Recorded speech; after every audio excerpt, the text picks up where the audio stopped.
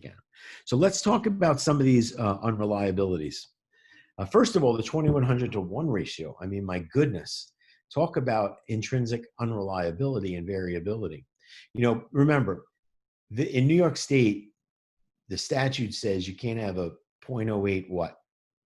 Blood alcohol concentration. Blood alcohol concentration. And what do they take a sample of in a breath test case? Breath. So how do they convert your breath to a blood alcohol concentration? They guess. They guess. That's what they do. They make up a number, and that number is 2100 to 1. Breath tests presume that a static relationship between the alcohol molecules in one's bloodstream and the amount of alcohol molecules in the same person's breath exists.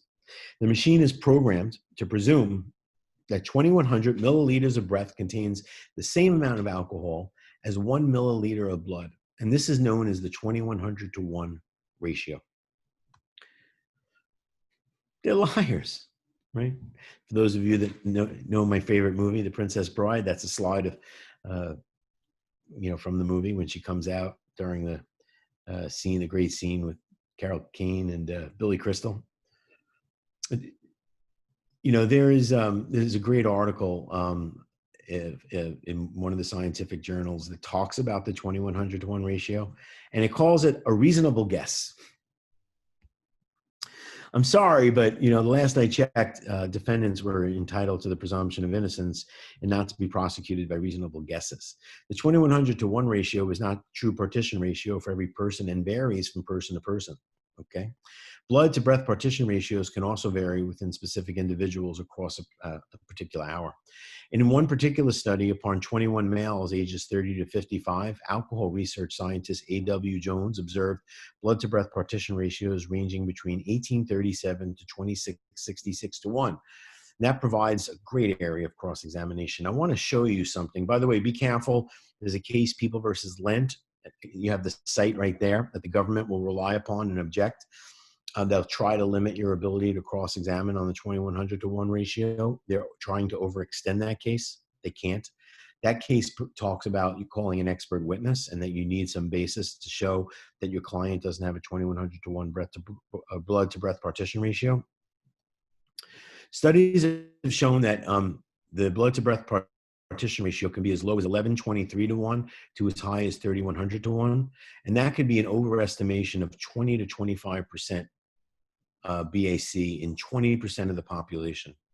Now, here's how you calculate your client's BAC if he has a lower partition ratio. You take the client's BAC as calculated, you divide it by 2100, and you multiply it by the lower partition ratio. By the way, you can't actually do this in real life because blood to breath partition ratio, you need to calculate it at that time. It varies. So you have to take blood and breath at the same time. But I just want to give you this as an example of how much it could affect somebody's true partition ratio.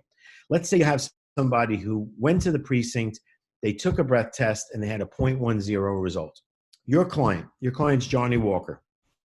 Johnny Walker went to the precinct, they took his breath, it registered 0.10. But let's say your client's true blood to breath partition ratio was not 2100 to 1.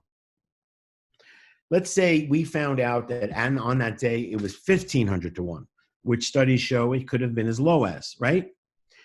In order to find out what his true BAC would have been, you take the 0.10, you divide it by 2100, you get that number, you multiply it by his true partition ratio, which is 1500, and his true BAC would have been 0.07, and you've now convicted an innocent person.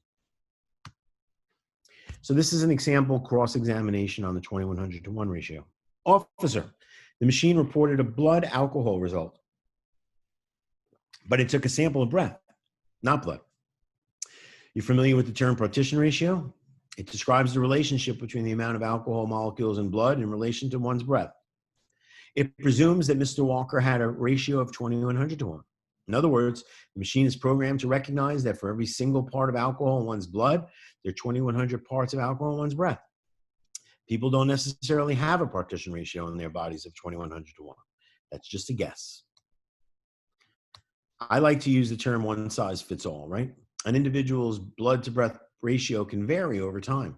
This machine does not account for calculations for variable partition ratios. It's fixed at 2100 to 1. It's a one size fits all. I like using that. Jurors relate to that. If the defendant had a true partition ratio of less than 2100 to 1, then this machine would artificially inflate his true alcohol level. There's no way for you to know what Mr. Walker's true partition ratio was on the night he was arrested, is there?